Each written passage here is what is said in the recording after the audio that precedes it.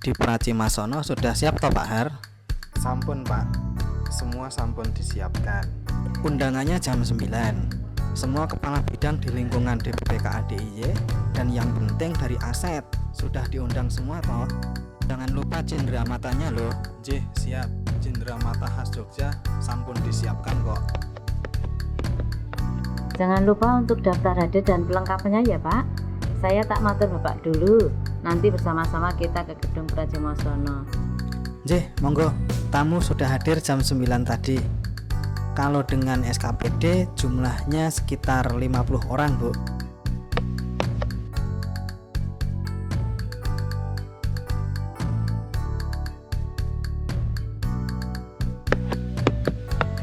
Sugeng Enjang Pak.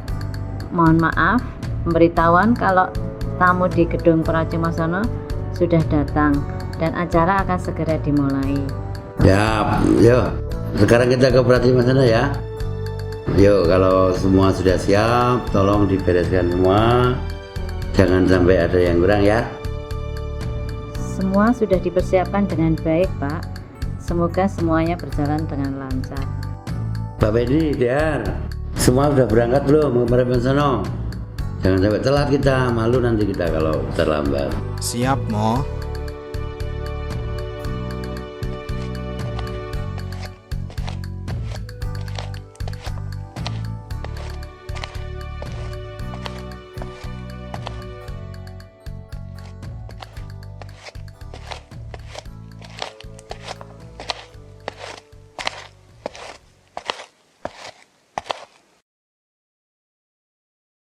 Assalamualaikum warahmatullahi wabarakatuh.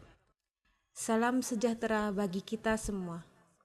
Pertama-tama, marilah kita bersyukur kepada Tuhan Yang Maha Esa, karena di pagi yang cerah ini kita bisa berkumpul di gedung Pracimasono ini dalam rangka ramah tamah dan diskusi.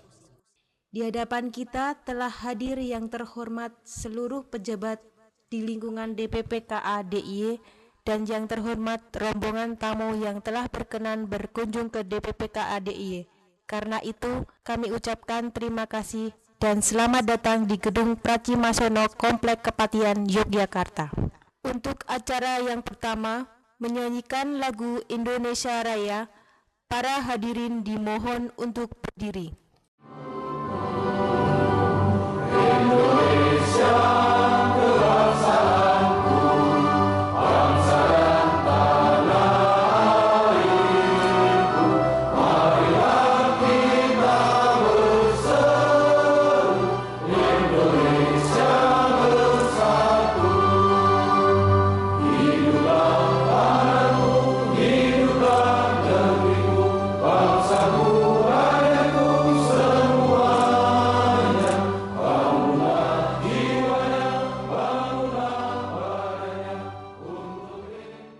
Hadirin dipersilakan duduk kembali.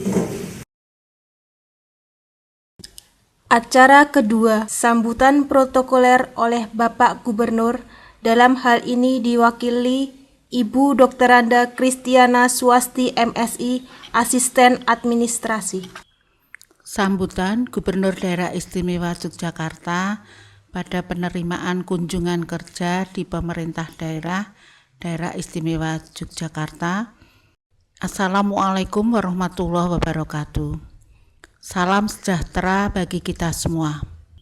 Selanjutnya, atas nama pemerintah Daerah Istimewa Yogyakarta, saya mengucapkan selamat datang dan terima kasih atas kepercayaan saudara-saudara untuk berkunjung ke Yogyakarta.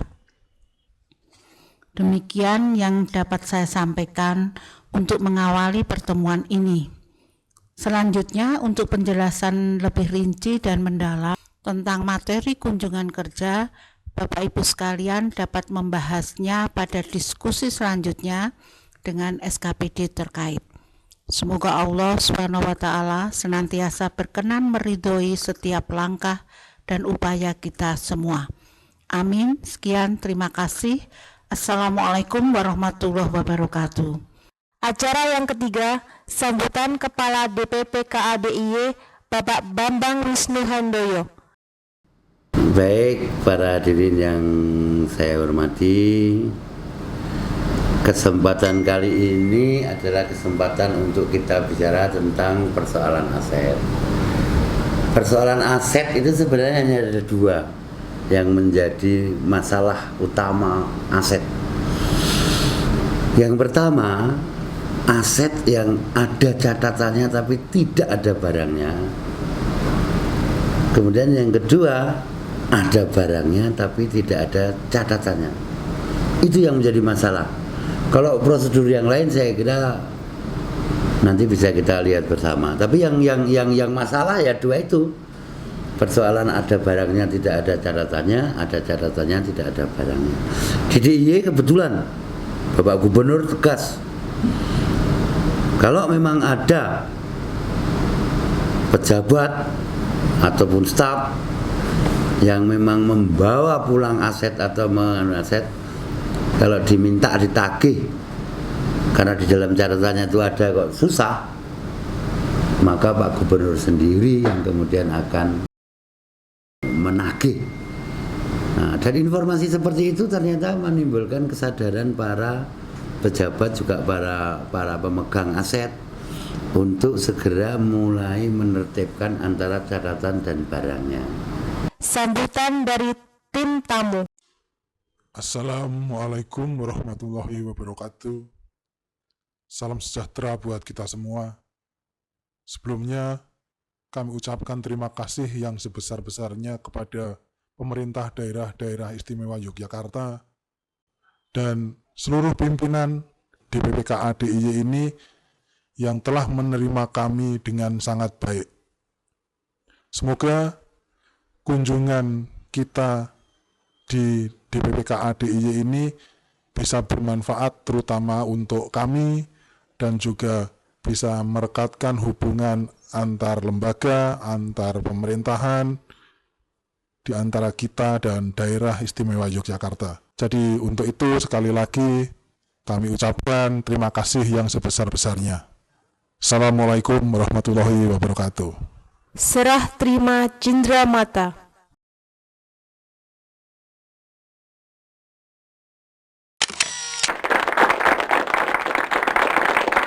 Acara selanjutnya tanya jawab. Silakan bapak-bapak untuk memberikan pertanyaan yang nanti akan dijawab oleh Bapak Kepala DPPKA DIY atau jajarannya sesuai dengan bidang masing-masing. Terima kasih sekali atas sambutan dan kesempatan yang diberikan oleh DPPKA DIY. Kami dan rombongan sangat senang sekali. Dan izinkanlah kami untuk belajar dari DPPKA DIY. Untuk itu, kami akan menanyakan beberapa hal sebagai berikut. Nomor 1, bagaimana pengelolaan aset yang telah dilakukan oleh DPPKA DIY. Kemudian nomor 2, bagaimana penanganannya pengelolaan aset yang berwujud barang bergerak. Kemudian yang ketiga, bagaimana cara mengatasi legalitas aset dan sertifikasi dan optimalisasi aset yang ada di daerah istimewa Yogyakarta. Kemudian yang terakhir, nomor 4, bagaimana manajemen keamanan aset daerah yang ada di daerah istimewa Yogyakarta. Terima kasih atas waktu dan kesempatannya. Sejarah pengelolaan aset di DIY. Pengelolaan aset Pemda DIY dulu ditangani oleh dua institusi. Ya, dua institusi itu di dalam penatausahaan yang dioptimalkan itu dan yang tidak dioptimalkan. Artinya kan ada dua, yang dioptimalkan dan yang tidak. Nah, yang tidak dioptimalkan itu ditangani oleh Biro Perlengkapan Setwilda Provinsi DIY. Kemudian pada tahun 2003 dengan adanya restrukturisasi organisasi penanganan aset menjadi bagian pada Biro Humas dan Protokol Setda DIY. Sedangkan untuk aset yang dioptimalkan, yang diharapkan itu dapat meningkatkan pendapatan asli daerah, tugas dan fungsinya ada di Badan Pengembangan Perekonomian dan Investasi Daerah, atau dulu dikenal Bapeko-Indah Provinsi DIY. Nah, 2004 itu pindah lagi pengelolaannya Pengelolaannya pada Badan Pengelola Keuangan Daerah atau BPKD Provinsi DIY. Nah 2004 itu titik tolak terbentuknya Badan Pengelola Keuangan Daerah yang gabungan dari dulu Biro Perlengkapan, Biro Umum, Mbak Pokok Indah sebagian. Nah kemudian tahun 2009 diperdakan nomor 6 tahun 2008 tanggal 15 Agustus 2008 dan Pergub nomor 42 tahun 28 tentang rincian tugas dan fungsi Dinas Unit Pelaksana Teknis pada pengelola aset Pemda DIY, baik untuk aset yang dioptimalkan maupun penata usahanya digabung di badan yang menjadi dinas kemudian nantinya pada bidang pengelolaan barang daerah. Aset Pemda DIY itu 100% atau kalau tidak 100% 95% lah itu sudah tertampung di aplikasi aset daerah. Kalau prosedurnya ya yang pertama itu ada aset yang dioptimalkan, kemudian aset dengan pinjam pakai, kemudian aset yang disewakan, kemudian ada kerjasama pemanfaatan serta bangun serah guna dan bangun guna serah. Ya nanti secara teknis biar Pak Kabid Aset itu, Pak Kabid Aset, Pak Adi itu kepala bidang aset di DIY biar melengkapi secara khusus spesifik bagaimana implementasi dari sistem pengelolaan barang daerah itu dilengkapi dengan sisdurnya. Nah, itu biar Pak Adi nanti yang menangani. Ya mungkin demikian Bapak, Ibu dan Hadirin sekalian. Terima kasih sekali telah mendengarkan secara khusus dan khusus.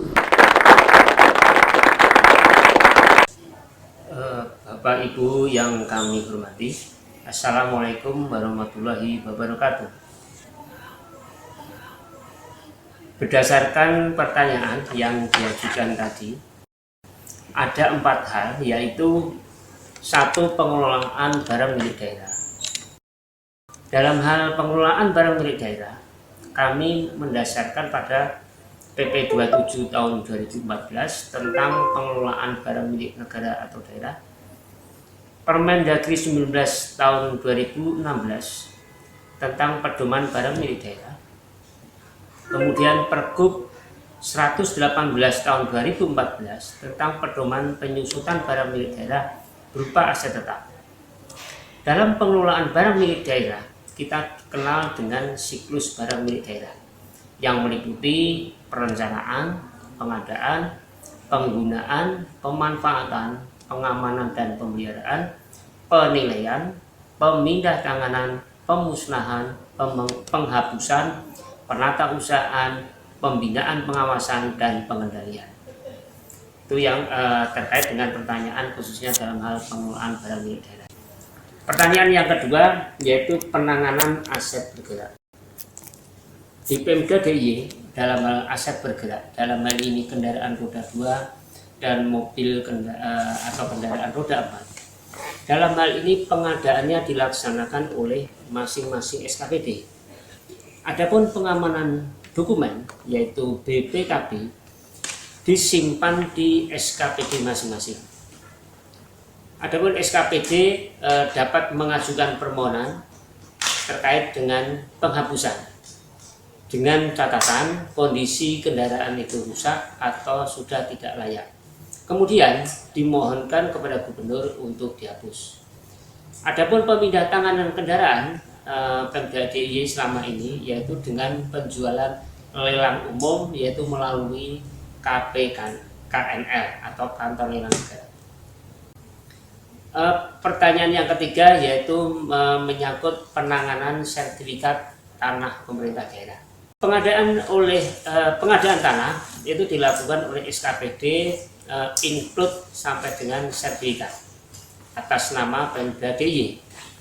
Adapun terkait dengan tanah-tanah eskanwil yang dokumennya sangat minim, maka melalui kerja tim yaitu antara Pemda DIY dengan kantor wilayah BPN DIY, kantor pertanahan kabupaten kota, Kemudian kami bekerja bersama dengan tim ini, yang mana dengan dikuatkan dengan surat penguasaan tanah, maka tanah dari peninggalan Kanwil tersebut sudah bisa disertifikatkan oleh pemerintah daerah. Semua sertifikat asli itu kami simpan deposito BPD DIY. Adapun pertanyaan yang keempat, yaitu terkait dengan manajemen keamanan aset. Manajemen keamanan meliputi keamanan administrasi, dalam hal ini aplikasi yang dipakai untuk pencatatan aset mulai dari KIP A sampai dengan KIP F, yaitu menggunakan sistem informasi pengelolaan keuangan daerah atau kami menggunakan istilah SIPKD. Kemudian keamanan hukum, dalam hal ini tanah-tanah Pemda selalu kami sertifikatkan hak pakai Pemda DIY. Kemudian keamanan fisik, dalam hal ini tanah atau bangunan kosong, kami pasang tanda kepemilikan tanah atau bangunan agar tidak disalahgunakan pihak-pihak yang tidak bertanggung jawab. Selain itu, kami juga melakukan pengamanan aset melalui asuransi barang milik daerah, yaitu berupa asuransi kendaraan dan bangunan. Adapun keberhasilan atas pengelolaan barang milik daerah di Pemda DIY terkait dengan aset, bahwa dari hasil pemeriksaan BPK DIY telah memberikan opini atas laporan keuangan pemerintah daerah, yaitu LKPD, bahwa Pemda DIY mendapatkan wajar tanpa pengecualian sudah 6 kali, yaitu sejak tahun 2010, 2011, 2012, 2013, 2014, dan 2015. Semoga Pemda DIY dapat selalu mempertahankan opini BPK ini. Mohon maaf Bapak Ibu yang kami hormati, itu tadi jawaban sesuai dengan pertanyaan dari Bapak sekalian. Apabila Bapak Ibu sekalian masih ada pertanyaan yang perlu disampaikan kepada kami, nanti ini kami di sebelah kami nanti akan dibantu oleh teman-teman kami, yaitu seksi administrasi barang daerah, yaitu Pak Edi Prianto. Kemudian kepala seksi pendaya-gunaan barang daerah, ini Ibu Zulaifatun Najah SE atau panggilannya Ibu Iva. Kemudian ini ada kepala seksi monitoring dan evaluasi, ini Pak Eko Prianto SH. Nanti apabila masih ada pertanyaan, ini teman-teman kami kepala-kepala seksi akan membantu, akan berusaha untuk menjawab pertanyaan-pertanyaan dari Bapak Ibu sekalian. Terima kasih. Bagaimanakah kegiatan yang dilakukan dalam rangka pengamanan dan penertiban aset daerah yang berupa tanah yang dikuasai Pemda DIY? Pada dasarnya penatausahaan barang milik daerah meliputi 3 kegiatan. Yang pertama adalah kegiatan pembukuan. Kemudian berikut adalah kegiatan inventarisasi barang milik daerah. Sedangkan pelaksanaan pengelolaan barang secara tertib dan berkelanjutan itu akan mendukung peran dan fungsi inventaris apabila kegiatan inventarisasi telah dilakukan dengan benar, dengan tertib, teratur, lengkap, dan akurat. Untuk pelaksanaan ataupun kegiatan inventarisasi ini terdiri dari 2 kegiatan pokok. Mungkin sampai di sini dulu yang kami sampaikan sementara ini. Terima kasih atas waktu yang diberikan pada saya. Bagaimana pemanfaatan barang milik daerah di Pemda DIY? Terima kasih atas pertanyaannya. Jadi pemanfaatan barang milik daerah di Pemda DIY yang telah dilaksanakan baru sebatas sewa dan pinjam pakai. Sementara kerjasama pemanfaatan BGS atau BSG kerjasama penyediaan infrastruktur belum dilaksanakan. Kemudian untuk prosedur sewa maupun pinjam pakai dapat dilihat pada flowchart berikut ini. Prosedur sewa pada pengelola. Yang pertama, penyewa mengajukan permohonan sewa dilengkapi dengan dokumen pendukung kepada pengelola barang milik daerah. Kemudian, setelah menerima permohonan, pengelola barang milik daerah dibantu oleh DPPKA melakukan penelitian atas permohonan tersebut. Dari penelitian tersebut, kemudian oleh pengelola diajukan usul permohonan sewa kepada kepala daerah. Kepala daerah dapat memberikan persetujuan atau penolakan terhadap permohonan tersebut. Jika permohonan atau usulan permohonan disetujui, maka kemudian terbitlah surat persetujuan sewa. Kemudian dari persetujuan sewa tersebut ditindaklanjuti dengan keputusan gubernur dan perjanjian sewa.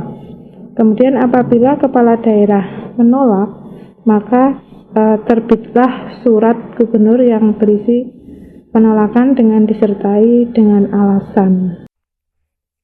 Prosedur pinjam pakai barang milik daerah pada pengelola. Calon peminjam mengajukan surat permohonan pinjam pakai kepada pengelola barang milik daerah. Kemudian pengelola setelah menerima surat permohonan dibantu oleh DPPKA melakukan penelitian, terutama mengenai yang pertama kepastian barang milik daerah tersebut belum digunakan, kemudian tujuan pinjam pakai, dan jangka waktu pinjam pakai. Kemudian setelah dilakukan penelitian, dilanjutkan dengan penyusunan surat permohonan persetujuan kepada kepala daerah. Dari permohonan pengelola kepada kepala daerah, dikeluarkanlah dua opsi jawaban. Yang pertama, persetujuan pinjam pakai. Jika surat permohonan tersebut diterima, maka keluar surat persetujuan pinjam pakai. Kemudian ditindaklanjuti dengan perjanjian pinjam pakai antara kepala daerah dengan peminjam. Kemudian apabila dirasa dari penelitian dirasa belum bisa disetujui permohonan pinjam pakai, maka gubernur mengeluarkan surat penolakan yang disertai dengan alasan logis penolakan. Bagaimana mekanisme penjualan barang milik daerah di Pemda DIY? Bismillahirrahmanirrahim. Assalamualaikum warahmatullahi wabarakatuh. Saya ucapkan kepada Bapak yang telah menanyakan terkait dengan bagaimana mekanisme penjualan barang milik daerah di pemerintah daerah Istimewa Yogyakarta. Saya perkenalkan, saya Eko Priyanto selaku Kepala Seksi Monitoring dan Evaluasi Barang Milik Daerah di bidang pengelolaan barang milik daerah DPPKA DIY. Untuk itu selanjutnya saya sedikit bercerita terkait dengan proses seperti apa atau penjualan barang milik daerah di daerah Istimewa Yogyakarta. Pada awalnya kita mengeluarkan surat edaran yang di situ mengamanatkan bahwa semua SKPD atau OPD dan UPTD untuk dapat segera mengajukan usulan penjualan dan penghapusan barang milik daerah. Dari usulan tersebut kita kompilasi dan kita lakukan verifikasi. Verifikasi pun tidak kita lakukan cuma sekali, dimungkinkan bisa 2 atau 3 kali. Dan setelah itu setelah dilakukan verifikasi, kita tuangkan dalam berita acara, yaitu berita acara pemeriksaan dan penilaian terhadap barang yang akan dilakukan penjualan. Apabila itu sudah kita tuangkan dalam berita acara, itu sebagai dasar untuk kita mengajukan usulan atau persetujuan kepada Bapak Gubernur selaku Kepala Daerah untuk menyetujui bahwa barang yang akan dijual itu akan diterbitkan surat keputusan gubernur tentang persetujuan penjualan barang milik daerah.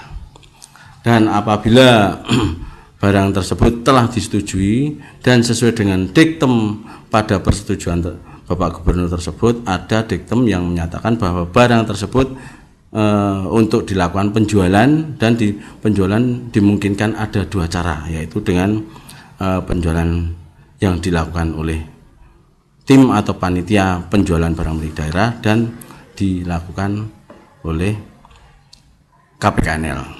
Dalam hal ini kita mendasar pada Peraturan Gubernur Daerah Istimewa Yogyakarta nomor 75 tahun 2012. Di situ ada amanat bahwa tim atau panitia penjualan barang milik daerah dapat melakukan penjualan sendiri atau barang milik daerah tersebut apabila barang tersebut dengan nilai limit atau nilai jualnya dengan batasan sampai dengan 100 juta, dan apabila lebih dari 100 juta kita menggunakan KPKNL atau dengan dilaksanakan oleh KPKNL. Saya kira Bapak Ibu sekalian yang rawuh di sini mungkin sudah preso terkait dengan apabila kita melakukan penjualan dengan KPKNL. Akan tetapi khusus untuk penjualan barang milik daerah yang dilakukan oleh tim atau panitia, kita laksanakan sendiri dengan proses pertama kita umumkan di papan pengumuman DPPK DIY, dan di situ akan memuat kapan itu penjualan dilakukan dengan pengumuman, ada unbising dan ada pemasukan penawaran dan pendaftaran sebagai peserta.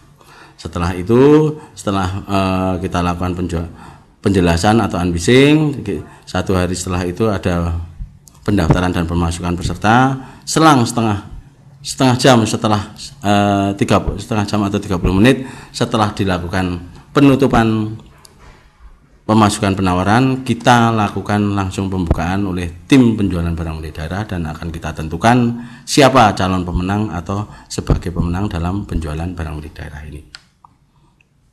Dan apabila barang tersebut sudah telah untuk penjualannya sudah ditetapkan, maka barang tersebut kita sebagai penjual dan sebagai pembeli mempunyai kewajiban penjual, yaitu harus siap untuk melepaskan apabila barang tersebut sudah dibeli oleh pembeli dan dilunasi. Itu ada administrasi yang harus dipenuhi, dan setelah itu dilunasi maka pembeli akan kita beri waktu untuk pengambilan atau seumpama itu bangunan waktu pembongkaran, dan dengan dikenakan jaminan pembongkaran untuk bangunan.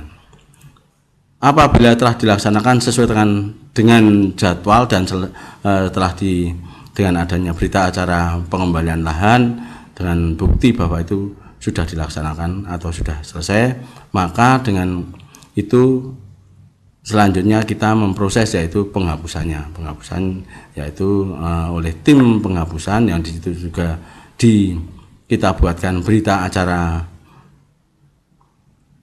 penghapusan barang milik daerah, dan dengan adanya itu sebagai dasar untuk kita mengajukan kepada sekretaris daerah selaku pengelola untuk melakukan penghapusannya.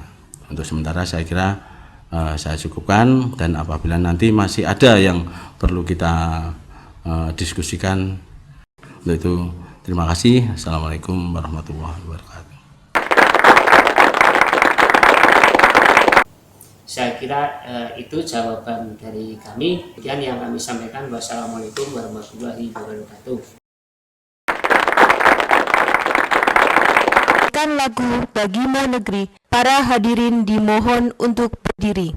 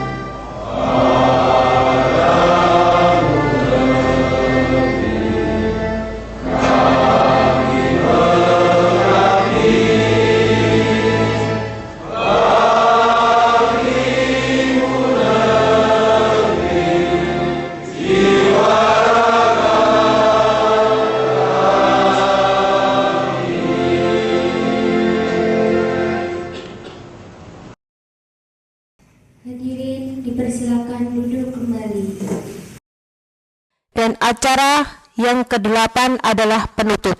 Ya mungkin demikian Bapak Ibu dan Ibu sekalian. Terima kasih sekali telah mendengarkan secara khusus dan usul tentang bagaimana aset. Yang jelas saya selalu mohon doa restunya untuk bagaimana pengawalan aset-aset di pemerintah daerah Istimewa Jakarta ini.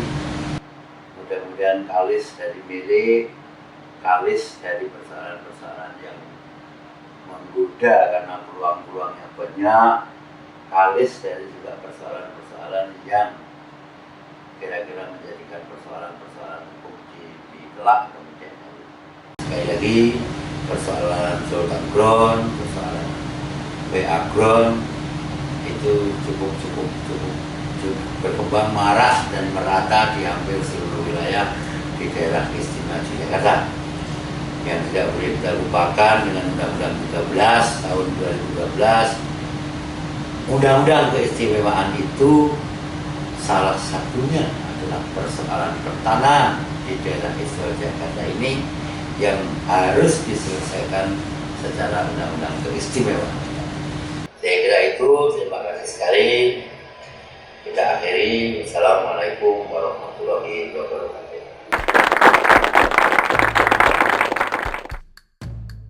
Pemda DIY memiliki aset yang tersebar baik di wilayah Pemda DIY maupun di luar Pemda DIY. Berikut adalah beberapa aset Pemda DIY, antara lain Geraha Dhamma Pustaka. Gedung perpustakaan terbesar di DIY Jateng ini berdiri di atas tanah seluas 2,4 hektar, dirancang untuk mengakomodir fungsi perpustakaan sebagai institusi yang mampu memenuhi kebutuhan pendidikan, penelitian, pelestarian, informasi, dan rekreasi bagi masyarakat luas. Nama Geraha Dhamma Pustaka mengandung arti tempat menyimpan suaka, karena di perpustakaan ini terdapat berbagai koleksi buku yang masih baru hingga buku langka yang sudah dicetak lagi baik dalam bentuk buku maupun digital. Gedung tersebut dibangun dengan 4 menara menjulang yang mengandung makna 4 kesempurnaan orang Jawa, yaitu Prakoso, Wulung, Wangi, dan Agung. 2. Gelanggang Olahraga Amongrogo. Gedung olahraga atau Gor Amongrogo adalah gedung olahraga yang dikelola oleh Balai Pemuda Olahraga Dinas Pendidikan, Pemuda dan Olahraga DIY. Gor ini terletak di Jalan Kenari, Umbul Harjo, Yogyakarta, tepatnya sebelah Stadion Mandala Krida. Gor Amongrogo merupakan gedung olahraga yang digunakan untuk aktivitas keolahragaan yang meliputi bola voli, basket, bulu tangkis, futsal, dan lain sebagainya yang berkapasitas total 5.000 penonton. Jogja Expo Center atau JEC. JEC terletak di Desa Banguntapan, Kecamatan Banguntapan, Kabupaten Bantul. JEC merupakan bangunan terpadu yang dibangun oleh pemerintah daerah istimewa Yogyakarta untuk memfasilitasi kegiatan MAIS dalam satu atap. Bangunan ini dilengkapi dengan sarana dan prasarana modern yang mendukung penyelenggaraan berbagai kegiatan. Acara yang sering dilangsungkan di tempat ini antara lain pameran, wisuda, pernikahan, hingga konferensi internasional. PD Tarumartani berdiri pada tahun 1918. Waktu itu didirikan oleh seorang penduduk berkewarganegaraan Belanda. Pabrik cerutu tertua di Indonesia ini terletak di Jalan Komisaris Polisi Bambang Suprapto nomor 2A, Bajiro, Gondokusuman, Kota Yogyakarta. Trans Jogja. Trans Jogja merupakan fasilitas pelayanan publik yang diselenggarakan oleh pemerintah DIY melalui BUMD PT Animia Mitra Internasional dan Dinas Perhubungan DIY yang beroperasi sejak tahun 2008. Dengan jumlah armada mencapai 74 unit, Trans Jogja menjadi modal transportasi massal andalan untuk menjelajahi kota Yogyakarta dengan murah, aman, dan nyaman. Kantor Pelayanan Pajak Daerah Kulon Progo. Kantor modern yang diresmikan pada tahun 2015 ini berlokasi di Desa Giripeni, Kecamatan Wates, Kabupaten Kulon Progo, menjadi wujud pelayanan pajak kepada masyarakat dengan nyaman, aman, dan pelayanan yang profesional. Kantor Pelayanan Pajak Daerah mempunyai fungsi sebagai pelaksana operasional pemungutan pajak daerah di daerah kewenangannya, antara lain pemungutan pajak kendaraan bermotor dan bea balik nama kendaraan bermotor, pajak air bawah tanah, retribusi daerah, dan pendapatan lain-lain yang sah. Samsat Drive-Thru Bantul merupakan salah satu pelayanan pembayaran pajak kendaraan bermotor dengan cara drive-thru, di mana wajib pajak cukup menunggu dari kendaraannya sampai dengan proses pajak selesai dengan waktu singkat tanpa harus mengeluarkan biaya parkir. Samsat Drive-Thru berlokasi di Jalan Parangtritis, Kecamatan Sewon, Kabupaten Bantul.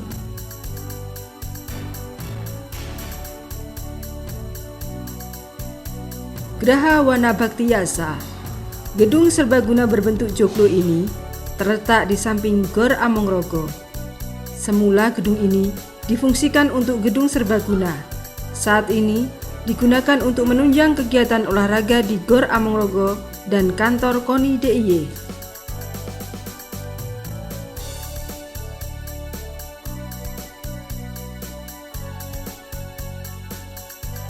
Youth Center. Gelanggang pemuda ini terletak di Telaga Adi, Melati, Sleman. Gelanggang pemuda ini dikelola oleh Balai Pemuda dan Olahraga Dinas Pendidikan Pemuda dan Olahraga DIY. Fasilitas Youth Center bisa dimanfaatkan untuk kegiatan seminar, diklat, serta penyelenggaraan perkemahan, baik dari Balai Pemuda dan Olahraga maupun instansi lain. Parkir Bandara Adi Sucipto. Lahan parkir Bandara Adi Sucipto seluas 30.000 meter persegi. Ini merupakan tanah Pemda DIY yang dioptimalkan dengan cara disewakan kepada PT Angkasa Pura II sebagai pengelola Bandara Adi Sucipto. Malioboro Mall dibangun di atas tanah milik Pemda DIY. Ini dikerjasamakan dengan pihak swasta, menyediakan fasilitas wisata belanja yang modern di kawasan legendaris Malioboro.